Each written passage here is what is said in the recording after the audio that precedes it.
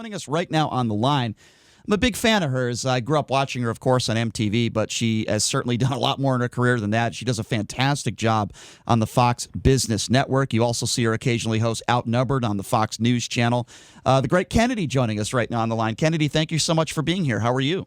Woo! I'm good. How are you guys? Doing great, Kennedy. Doing great. You got way too much energy in the morning. Anyway, Kennedy, I want to... I'm a fan. It's 12:30 here. I've already been on 3 pub crawls. Oh, okay, fair enough. It's only 9:30 in Vegas, Kennedy, but that's understandable. I'll get to your level in like 3 hours. Hey, I want to talk to you first about these town halls. I want to get your take on this because we've been talking about it. Kennedy, I think NBC's done a disservice to this country. I think, to have them on at the same time and force voters to choose one or the other or flip back and forth, to me, this has nothing to do with politics. I just think it's wrong.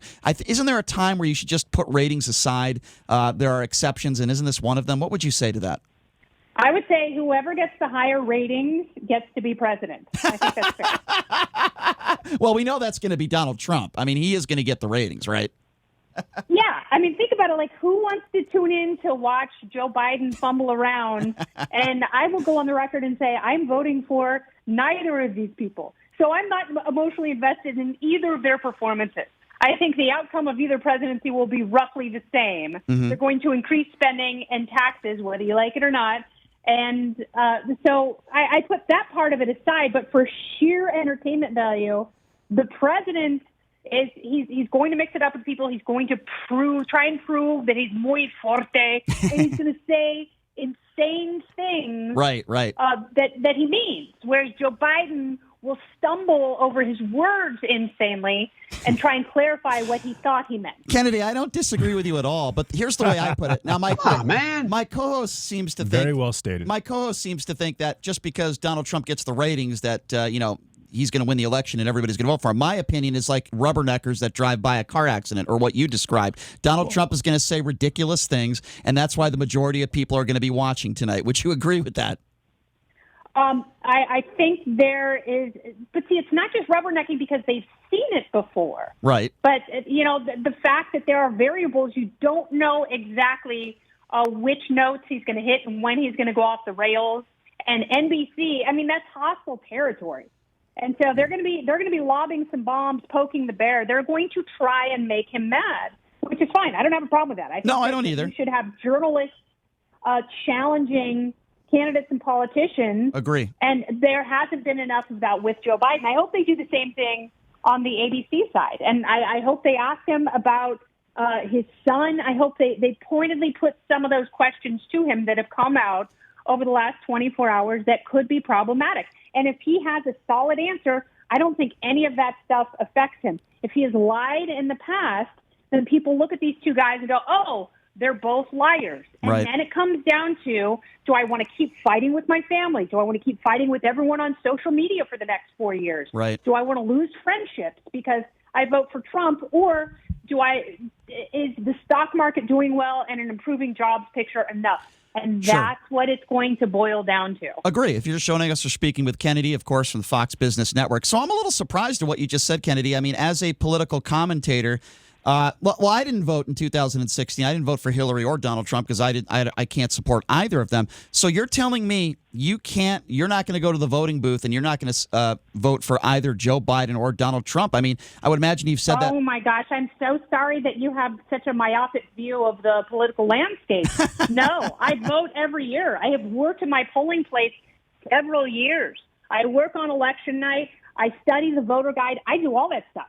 I'm voting for a different candidate. Okay. They're not the only two people who are running for president, and my views, my pro-liberty, pro-freedom views, right. do not align with either of theirs. I understand. Listen, I understand that, and I respect that. I'm not criticizing you for it. I just said I'm a little surprised. You said that I wasn't voting. Yeah. Okay.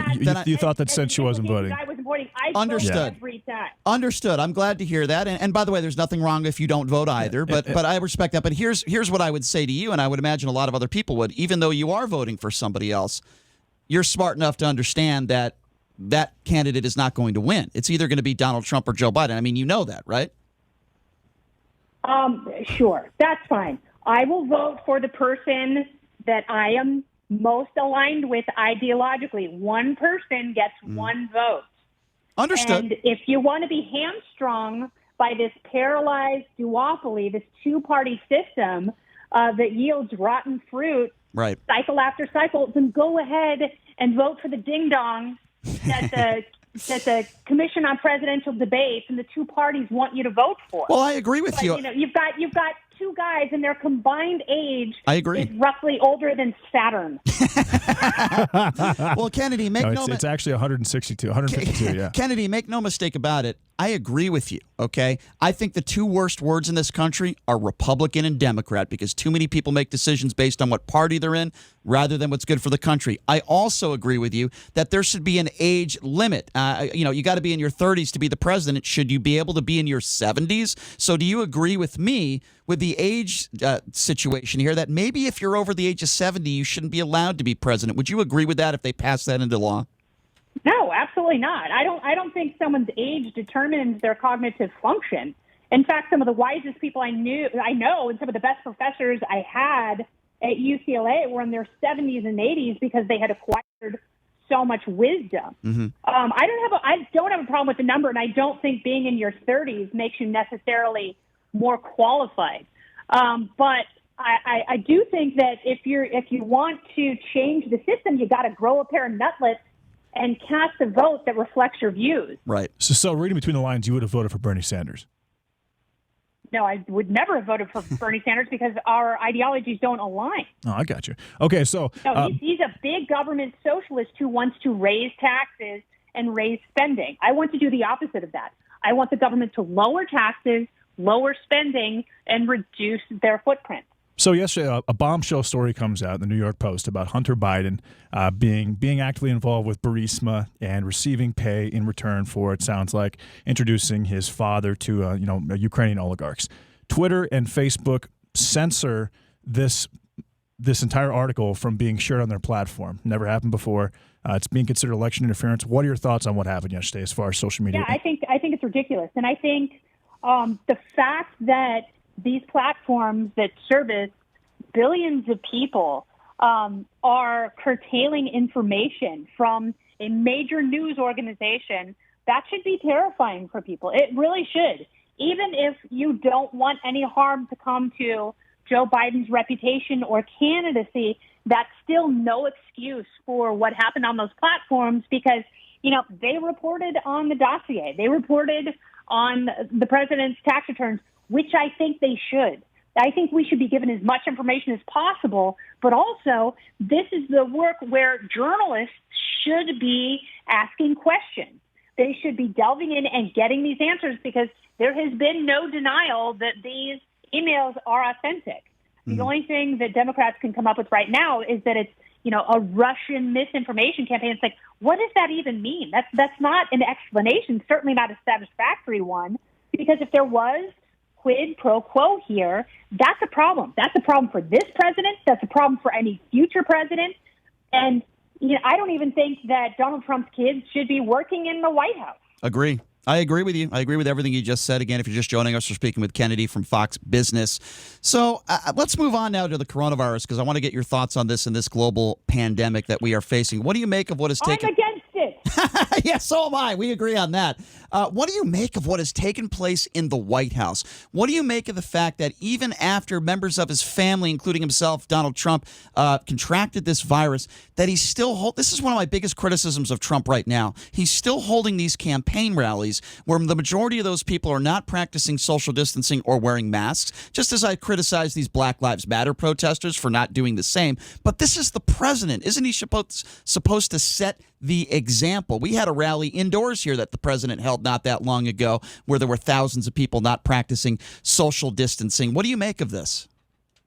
I leave that up to individuals. I wouldn't go.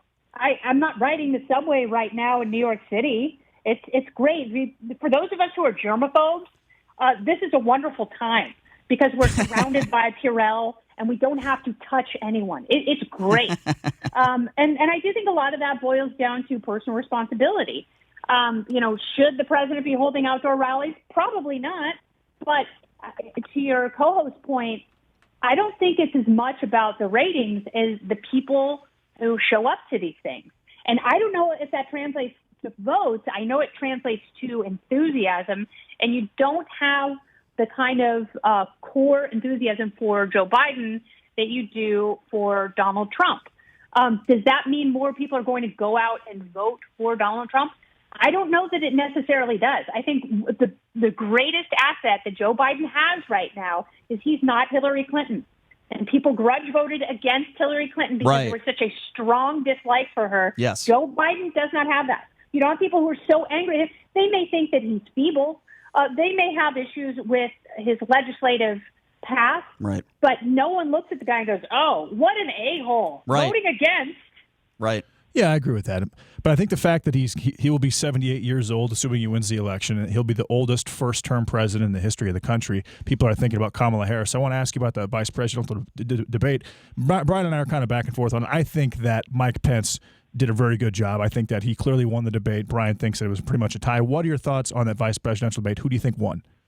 I think Pence definitely had the edge in several areas, and I think Kamala Harris and she should be a better debater. Having been a prosecutor and an attorney general and a DA, I really think that she could have done a better job. And she's, I came home because I always want to take my kids' temperature after things like this. So I was on the air doing analysis after the debate, and I came home and my 15-year-old who watches all this stuff, she was like, I was really pulling for Kamala Harris.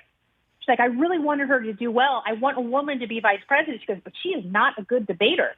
And I think that's how a lot of people felt. And it made me realize, like, Pence is actually a little bit better at this.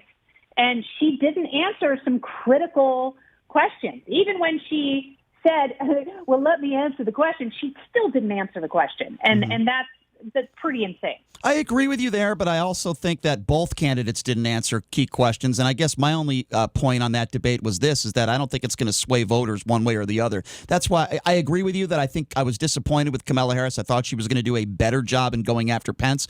I thought they both didn't answer a lot of questions. While that might be the case, I also think that it was certainly a little bit more productive than the presidential debate. What did you make of that? What did you make of the arguing and the bickering back and forth and the interrupting in that first presidential debate? I thought America lost in watching that debate. I really did. You had two old men that were bickering and yelling at each other for 90 minutes. Yeah, and so I took 6 pages of notes during the presidential debate. I took 10 pages of notes during the vice presidential debate because it was a much more substantive exchange, which is how it should be. Yep. And I hope there's one more debate, and I hope the president honestly takes a look at that and sees, like, has an honest examination with himself and sees, like, oh, this is what I shouldn't do.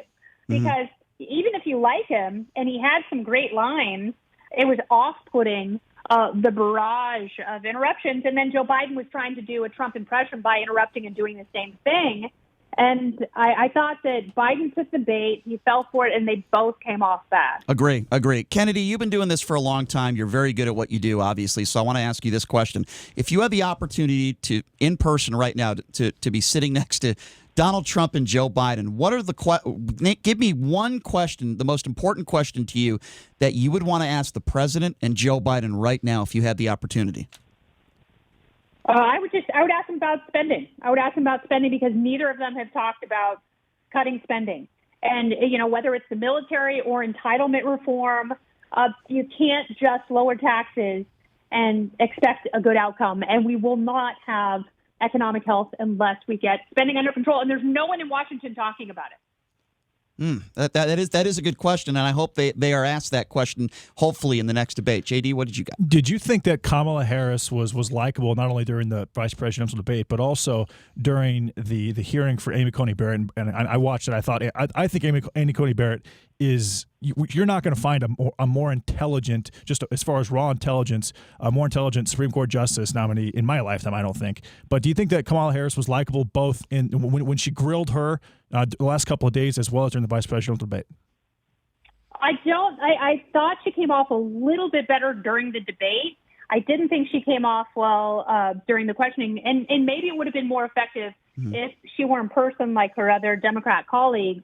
And I also expected more from her having a law background and not falling into the same circular trap that she was leading herself into, trying to play gotcha with Amy Coney Barrett, who when you have a law professor who spent years and years with 18 and 19-year-olds who think they're smart, but you have to reset their brain, I thought that was the intellectual level that most of the senators were coming at her with. Mm-hmm. And it actually made me miss college. It made me miss some of my smart professors in college and getting to talk to them during office hours. So, Kennedy, I wanted to ask you a little bit about Dory Munson. My understanding is you worked up there with him for a little bit. You were out there at Cairo, as I was for a little while as well. What did you make of this situation where Dory Munson, a conservative talk show host, was just recently suspended indefinitely by the Seahawks after he posted what some would call a transphobic tweet during this week's Washington's gubernatorial debate? What did you make of that situation?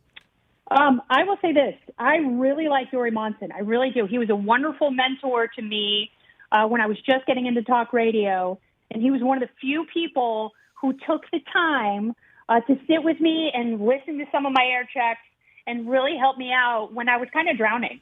And he's great. He's really smart. He's really funny. But that was such a 2001 tweet. I don't know if Twitter's been around that long. Let's say 2005. That was such a 2005 tweet when all you're trying to do is be outrageous and outrage everyone else. And he's smarter than that. And it was such an unforced error, given not only the political climate but the local climate in Seattle. And I know he's more thoughtful than that. So I really hope it's not the end of his broadcasting career in Seattle. Yeah. And I think he's a really good person. He's a really talented broadcaster who tweeted something really stupid. I agree with you. I don't think he deserves to be fired. I worked with him as well. He was always very nice to me. I've been on his show on a number of times when I was out there at Cairo. I agree with you. He made a mistake. They suspended him a few weeks, I believe, at Cairo, if I'm not mistaken. I don't know if he'll ever come back for the Seahawks, but I do believe he still deserves to do his radio show at Cairo. So just before I let you go, Kennedy, and we really do appreciate your time, what is a typical day for you? I mean, how much are you studying the political spectrum every day? Like, do you ever have, especially now when we're a couple weeks out of the election, do you ever actually have a day off where you say to yourself, that's it, I'm not looking at what Trump said today, I'm not looking at what the Biden campaign said today, I'm taking a day off and I'm going to be with my family? Like, do you have days like that now, or do you just not have the time to do it? So when there are big political events, I work them or I watch them, like, the day before yesterday, I ran for 2 hours in Central Park, which was great, and had the Supreme Court hearings going on the Fox News app the whole time, and that was wonderful. And so I try and multitask like that. But on the weekend, I really just try and hang out with my girls and watch sports. Oh, that's awesome. I'm so happy that sports are back because my girls know I'm in a very, very happy place when I'm watching baseball, hockey, or football. I mean, I like basketball too. I was happy to see the Lakers win for Kobe. As a Portland Trail Blazers fan, I'm not a Lakers fan, but I was very happy to see that his legacy was honored and satisfied with the championship. I thought that was great. But I love sports. I love going to Yankees games. I love watching all of it. And that to me is like the Etch-a-Sketch, where you just shake everything loose. Yeah, sports is a great escape. Did you ever get a chance to meet Kobe, by the way, and interview him? I would imagine you had at some point. I didn't interview him, but I almost dry humped his leg outside of Noah's Bagels in Pacific Palisades. He used to live there, and he and his wife had just had their first daughter. And, I almost had to be peeled off of him because I was so excited. And it was like seeing a mythical creature in the wild. He was so tall and handsome and poised and intelligent, happy. Yeah. So it was, he God rest his soul. I agree. Well, if you love sports, big game this weekend, Bama versus Georgia. That should be an outstanding college football game. Yeah, that's a good one. Austin is doing well. The Vols gave them a run for their money last weekend, but I'm a bluff old traditionalist. I like seeing Alabama lose. Well, and I think so do I. Georgia, they want this to be their year. Well, I'll tell you what, Kennedy, you're ever out here, we'll all go out. Jason Stein, who you know very well, our producer, will have to take you to a Raiders game when this horrible pandemic is done with, maybe even a Vegas Golden Knights game. So when you come out here to Vegas with your family, let us know. We'll take care of you. Always appreciate it, Kennedy. We know how busy you are. Thank you so much for taking the time to join us. And good luck the rest of the way before the election. I know you're going to be very busy. Thank you so much. Oh, thank you so much. I really appreciate talking to you guys. You guys are great. Thanks, Kennedy. Thanks a lot, Kennedy. I appreciate that. That actually is a big compliment coming from her because Kennedy is a well-known figure, as you know, not just from her MTV days, but she really does a great job at Fox Business. Very intelligent lady and very good at what she does, so we always appreciate it. And that's actually Jason Stein, our producer, actually used to work with Kennedy. He used to be Kennedy's producer, so kind of cool. That's that connection there, and really like her a lot. Probably don't agree on everything she says when it comes to her opinions on politics, but she's a very logical and fair lady and very intelligent. So she's relatively neutral and she applies reason to her arguments. She's great. We always appreciate it when she comes on. That was the second time she's been on our show, and love to have her on again sometime. So, lot to get to in hour number 2. And of course, we will open up the phone lines at 702-257-5396. We learned through Melania Trump on her social media page that Barron Trump at one point recently had the coronavirus. We're also learning that there is at least one staffer in Kamala Harris's campaign that has tested positive. So she has halted things for a few days. Then we have the situation in Florida, where the University of Florida now has 19 that we know of, players that have tested positive for the virus, including head coach now, Nick Saban. So we got to take a break. By the way, when we come back, we will talk about all these things. Daryl Morey just stepped down. I'm sorry? Daryl Morey, Houston Rockets GM. Oh, he did? He just stepped down, yeah. Oh, okay. All right, so we'll take a quick break, and we'll be back right after this, and we'll cover all those stories. We'll take a quick break. You're listening to The Vegas Take right here on the all-new 101.5 FM, 720 AM, KDAWN.